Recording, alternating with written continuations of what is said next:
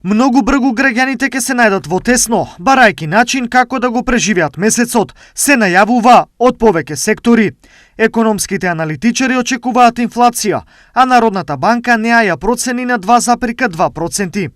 Очекувањата се потврдуваат и од креаторите на цените, кои тоа исто така го предвидуваат во следниот период. Дека за да се живее на сегашното ниво ќе требаат повеќе пари, дилеми нема.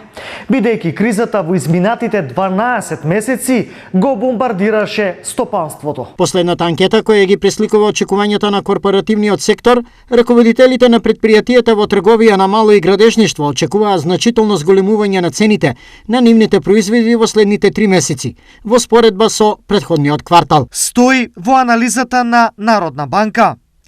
Интересно, но раст на цените очекуваат и граѓаните, кои очигледно по интуиција веќе знаат што следува. Сигурно, ќе направат таа. Ќе има покачување. И ќе биде опасна работа. За се најавуваат више.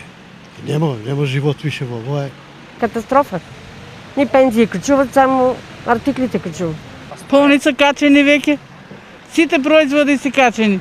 Улези у маркет, цените се стварно прескапи. Овој нов удар врз животниот стандард повторно некако треба да се преживее, но сега веројатно тоа ќе биде потешко, бидејќи фирмите се уште не се на нозе и на работниците некои од нив не можат да им понудат ниту редовна плата, а за зголемување не станува ни збор.